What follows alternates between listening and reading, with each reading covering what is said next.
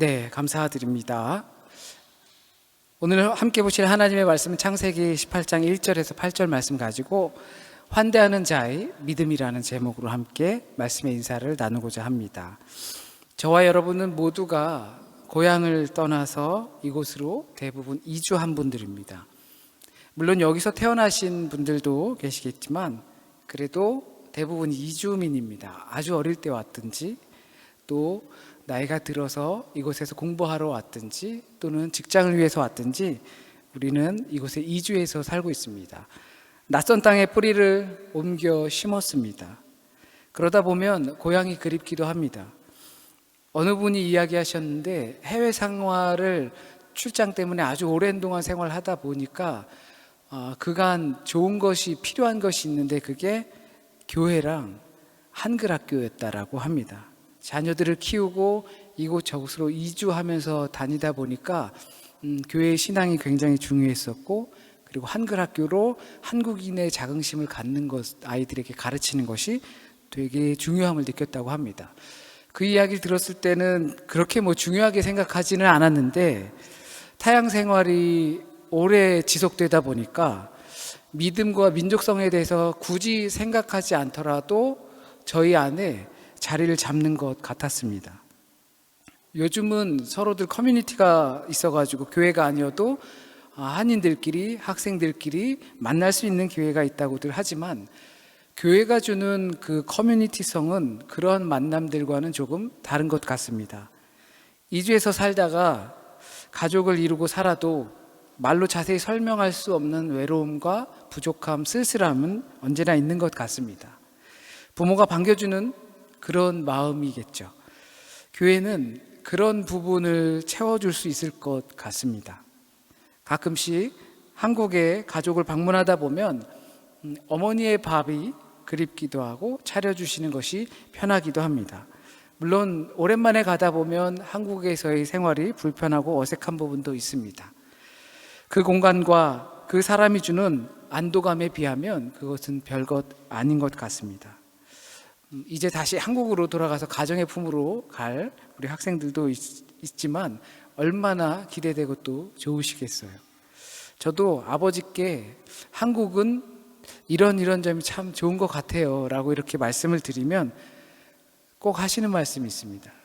그러면 들어와라. 누가 말리냐? 그런 때면 자식으로 죄송스럽게 생각합니다. 다 아시면서도 자식 보고 싶은 마음에 그냥 서운했던 마음을 툭툭 그렇게 자동적으로 내뱉으시는 것 같아요. 고향살이 하지 않는 것만으로도 외로움이 우리에겐 있습니다. 그래서 타향 생활을 할 때 친절한 대접을 받고 나면 참 좋습니다. 밥 한 끼라도 함께 하면 더 좋습니다. 교회가 그런 공간일 수 있을 것 같습니다. 오늘 본문의 아브라함도 아비집을 떠나서 하나님의 음성을 따라서 이주한 대표적인 성경의 인물입니다. 우리와 비교할 수는 없겠지만 낯선 외국 땅에서 사는 우리로서 그 아브라함을 조금은 짐작할 수 있지 않을까 생각해 봅니다. 아브라함이 이국 땅을 자기의 아비 친척 집을 떠나서 이주민을 생활하면서 그들을 반기는 사람들이 과연 있었을까 생각해 봅니다. 타양 사람들, 타국 사람들을 보면 일단 경계를 하지 않았을까 생각해 봅니다. 그것을 경계하는 사람들을 보면서 서로가 또 싸움도 있었고 다툼도 있었을 줄 압니다. 그러나 잘 따지고 보면 인간이라는 것은, 인류라는 것은 인종과 또는 문화와 다르게 서로 뒤엉켜서 사는 겁니다. 그래서 우리가 뿌리 내리고 사는 곳이 터전이 될 수 있는 것입니다. 그런데 국가가 성립이 되고 어떠한 권력이 형성이 되면서 당신이 우리 공동체에 들어올 수 있는 인물인지 우리는 먼저 검토를 해야겠습니다라는 것이 경계심으로 작동하고 있습니다. 현대는 거주하면 그런 거주 허락을 받아야 합니다. 이것은 그 공동체의 안전성을 위한 것이라고 할 수도 있겠지만 기본적으로 배타성을 갖고 있는 것입니다. 당신이 누군지, 우리와 함께 할 수 있는 조건을 가지고 있는지 검토하겠다라는 것입니다. 이것이 당연한 듯 보이지만 우리가 가정에서 얻는 안도감을 생각해 보면 많이 다를 수 있습니다. 요즘 아이들에게도 그렇게 가르친다죠. 낯선 사람이 도와달라고 하면 어릴 적엔 네, 도와드릴게요 이렇게 가르치고 했는데 요즘은 그렇게 하면 큰일 난다고 합니다. 요즘은 낯선 어른이 나 좀 도와줄래? 저쪽에 뭐 좀 도와줄래? 하면 그러면 제가 어른을 불러다 드릴게요. 저는 어리니까 어른을 도와줄 수 없어요. 라고 매우 합리적인 생각이죠. 그것은 기본적으로 경계심에서 나오는 것입니다. 낯선 일을 믿을 수 없다라는 경계심입니다. 그것이 안전으로 가는 길이긴 합니다. 그런데 오늘 우리는 아브라함을 통해서 조금 다른 면을 배워보고자 합니다. 아브라함은 하나님을 극진히 대접했습니다. 말 그대로 물심양면으로 모십니다. 세스아라는 가루는 엄청난 양이 됩니다. 또 가축을 잡았습니다. 그냥 물 한 끼 대접하고 쉬었다 가고 우리 말로 치면 콜라라도 한 잔 그냥 줘서 보내고 하면 그것도 참 좋을 것 같은데 정말 물심양면으로 며칠은 먹고 놀다가 갈 수 있을 정도로 대접했습니다. 이것이 저는 그리스도교의 신앙이라고 생각합니다. 고대 근동의 관습으로는 이와 같은 낯선 이를 대접하는 문화가 원래 있었다고 합니다. 그 이유는 그 타인이 어떤 힘을 갖고 있는지 모르기 때문에, 이것도 경계심에서 있는 겁니다. 저 사람이 어떤 힘과 권력을 갖고 있는지 모르기 때문에 아부 비슷하게 내가 나중에 덕을 볼 수도 있고 그 사람이 나한테서 해를 안 끼치고 대접을 잘해주니까 그렇게 갈 수도 있기 때문에 그 사람을 환대했다라고 합니다. 지금처럼 외지인을 경계하는 거랑은 전혀 다른 환대였습니다.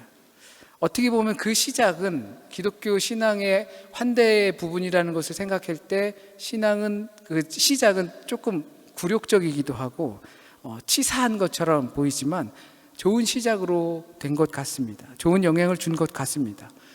그런데 문제는 우리가 선악을 제대로 구분할 수 없을 때라는 겁니다. 고대 근동에 그런 문화가 있었다지만 아브라함은 하나님을 알아본 거예요. 그들을 보고 하나님을 알아보았습니다. 그리고 그들을 극진히 환대했습니다. 만약 내 곁에 있는 어떤 누군가가 하나님이라면 아브라함처럼 그 곁에 있는 이를 극진하게 환대하지 않을 사람이 있을까요? 옆에 있는 사람이 하나님인데 누구나 그렇게 대접할 겁니다. 그러나 그것을 구분할 수 없다 보니까 하나님인지 아닌지 모르기 때문에 우리는 저 사람에게 선을 베풀어야 하는 것인지 아닌지 모르고 고민하다가 그냥 넘어갈 때가 많게 되겠죠. 어쩌면 이것을 잘 구분하는 것이 영적으로 내가 얼마만큼 민감하고 하나님과 잘 교제하고 있는지를 알게 하는 것 겁니다. 한나 아렌트라는 유대인 철학자는 예루살렘의 아이시만이라는 책에서 악의 보편성에 대해서 이야기를 했습니다. 이 말을 풀어보면 악이라는 것이 누가 봐도 저건 악이야 라는 생각이 들 정도면 좋겠는데 그렇지 않다는 겁니다. 누가 봐도 저건 악이야 하면 그 악을 행할 사람이 어디 있겠습니까? 그런데 이 악의 보편성이라는 것은 누가 봐도 저게 악인지 선인지 모르게 생겼다는 것입니다. 우리의 삶에 흔하게 깔려 있습니다. 옆집 남자 정말 친절하고 착하고 잘생기고 또 다른 사람들에게 어른들을 공경도 잘하고 그런데 알고 봤더니 경찰이 잡아가는데 연쇄살인마래요. 이런 경우를 보통 우리는 악의 보편성과 견주어 볼 수 있습니다. 이걸 다시 생각해 보면 선이라는 것도 그런 것 같습니다. 누가 보더라도 저건 선이야. 누가 보더라도 저 사람은 하나님이야. 그런 생각. 이것은 누가 보더라도 하나님의 영광을 돌리는 일이야 라고 생각을 하면 안 할 사람이 어디 있겠냐는 것입니다. 선을 행하지 않을 사람은 없을 것입니다. 다 같이 힘을 모아서 그 선을 행하려고 노력할 것입니다. 그런데 그 선과 악이 표면적으로 구분하기가 어렵기 때문에 그렇습니다. 만약 내 곁에 있는 사람이 하나님인 걸 알고 있다면 반갑게 맞이하지 않을 분 이곳에 계십니까? 그렇다면 그분은 하나님을 믿지 않는 사람일 것입니다. 그래서 아브라함이 나그네를 대접하는 오늘의 본문의 장면을 주의 깊게 보면 좋을 것 같습니다. 성경은 그때가 날이 뜨거울 때라고 표현하고 있습니다. 날이 뜨거울 때에 어떤 나그네들을 아브라함이 보게 된 것입니다. 고등학교 1학년 때인가 그랬습니다. 친구들이랑 여름방학 때 자전거를 타고 원래 계획은 3박 4일로 계획해서 말리포라는 곳을 가자. 저희가 경기도 화성에서 사회과 부도라는 책 지도를 펴서 보니까 내가 자전거 탈 때 그 거리를 가보니까 한 30분이면 갔어. 그러니까 말리포까지도 한 3시간, 4시간이면 갈 거야 라고 생각하고 내비게이션 이런 거 없을 때입니다. 했는데 3시간을 지나도 우리 마을 간신히 벗어난 것 같았어요. 그래서 한참 정말 가던 길이니까 친구들이랑 가다가 너무 힘들어서 당진을 지나서 어떤 언덕이었어요. 그 휴게소 같은 그런 공원 같은 곳에서 잠깐 쉬고 있는데 그곳에서 어떤 아저씨가 트럭에서 수박을 팔고 계셨어요. 저희는 그냥 벤치 같은데 너무 지쳐서 앉아서 땀을 좀 식히고 있는데 그 아저씨가 불쌍해 보였는지 수박 한 덩어리를 저희 친구들에게 하나 주셨어요. 먹으라고. 저희는 뭐 도구도 아무것도 없어서 수박을 땅에 이렇게 깨뜨려가지고 그걸 막 먹고 있는데 저희 옆에 부탄가스가 터질 것 같이 불이 붙어 있었어요. 그랬는데도 저희는 정신없이 수박만 먹고 있었어요. 아직도 너무 기억이 나더라고요. 정말 힘들어 죽겠는데 그 수박 한 덩어리 먹은 게 한 저희가 8명쯤 갔었는데 그 수박 한 덩어리 이렇게 한 주먹씩 정도 먹었던 것 같아요. 너무 기억에 남습니다. 이건 인적 드문 곳을 한여름에 거닐어 보신 분이라면 아마 알 겁니다. 뜨거운 날씨, 뜨거운 시간대에 어떤 나그네들이 내 장막 앞을 지나가고 있습니다.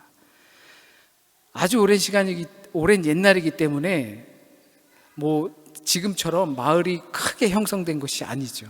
그냥 장막 하나 있고 아브라함이 사는 그 지역 그냥 그렇게 덜렁 있는 겁니다. 그러니까 마을이 나오려면 한참을 또 가야 되는 겁니다. 그런데 그때 만난 그 장막이 얼마나 반갑겠습니까?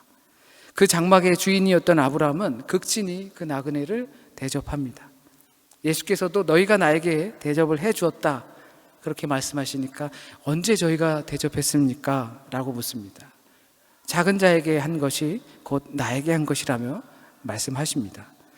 이것이 단순히 비유적으로 연약한 자들에게 도움을 주는 것을 의미하지는 않습니다. 주님께서는 그것을 알고 계신다는 뜻입니다. 우리가 연약한 자들을 어떻게 대하는지 알고 계시고 또한 연약한 자들을 어떻게 대하는지 그것을 기본 바탕으로 주님을 향한 마음을 안다는 것입니다. 아브라함도 역시 하나님을 발견한 것이었고 하나님께 극진히 대한 것이었지만 그의 겉으로 드러나는 모습은 뜨거운 길을 외롭게 걷고 있는 나그네였다는 겁니다. 그 환대가 곧 하나님께 하는 것이고 하나님을 알아보는 행위였습니다. 이것을 보면 적어도 우리가 이것을 해야 할 때인지 하지 말아야 할 때인지 선인 것인지 악인 것인지 이것이 하나님께 영광을 돌릴 것인지 말 것인지 몰라도 적어도 내 곁에 이웃이 하나님인지 아닌지를 알 수 있을 때라는 것이 있다는 겁니다. 뜨거울 때, 어려운 때, 힘들 때 적어도 바로 그때는 저 사람이 내가 미워도 나랑 관계가 안 좋아도 하나님의 선을 베풀 때라는 것입니다. 적어도 사람이 죽어가면 네가 아무리 제사장이고 레위인이어도 사람이 죽어가는데 그냥 가면 안 된다라는 것입니다. 적어도 네가 그리스도인이라면 저 사람이 흑인이든 그리고 저 사람이 뭐 아시아 어떤 못 사는 동네 사람이든 그 사람이 불이익을 당하고 있으면 네가 참아서는 안 된다라는 것입니다. 내가 아무리 싫어하는 종류의 사람일지라도 그 사람이 어려움을 당하면 그때에는 하나님께 영광 돌릴 때라고 말씀하고 계신 것입니다. 그것이 뜨거운 때입니다. 아브라함은 한가롭게 쉬고 있었습니다. 그도 그런 것이 그 뜨거운 시간대에 일하는 사람도 없고 하니 다들 쉬고 있으니까 아브라함도 쉬고 있었습니다. 그런데 그 시간대에 나그네가 있는 것이죠. 그 모습을 보고 아브라함은 달려나갔습니다. 한달음에 나갔습니다. 이 장면을 보면 아브라함이 그냥 뜨거워, 다들 쉬니까 나도 좀 쉬어야지 라고 하면서 그냥 논일러 나와 있는 것 같지는 않습니다. 마치 준비하고 있었던 것 같습니다. 마치 집 나간 아들 기다리는 아버지처럼 그를 기다리고 있었던 것 같습니다. 우리가 항상 이와 같이 준비하고 있으면 한달음에 나갈 수 있습니다.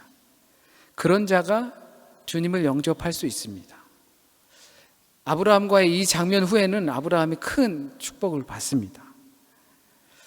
그러니까 준비되어 있어서 언제 나를 찾아오실 것인가 라고 생각하고 몰두하고 신경 쓰고 있는 사람에게 그와 같은 것은 오게 되어 있습니다. 그때 주님께서 네가 나에게 준 거 감사하게 받았다 하십니다. 왜냐하면 하나님께서는 우리 삶의 전반에 함께 하시기 때문입니다. 그래서 히브리서 기자는 하나님께서 기뻐하시는 제사에 대해서 이야기하시면서 이렇게 기록합니다. 히브리서 13장 1절부터 3절에서 형제 사랑하기를 계속하고 손님 대접하기를 잊지 말라. 이로써 부지 중에 천사를 대접한 이들이 있다. 너희도 함께 갇힌 것 같이 갇힌 자를 생각하고 너희도 몸을 가졌은즉 학대받는 자를 생각하라. 우리가 부지 중에 주님을 영접할 수 있을 정도로 우리의 신경을 거기로 향해야 한다는 것입니다. 복을 바라는 기도들을 참 많이 합니다. 그러나 그 복을 바라는 기도에 먼저 될 것이 무엇인지 생각해 보면 좋을 것 같습니다. 아브라함이 어떻게 해서 하나님의 그렇게 큰 복을 받았는지 생각해 보면 좋을 것 같습니다. 먼저 하나님 되는 자들을 대접하였습니다. 거기에 정말 신경을 몰두하면서 살았습니다.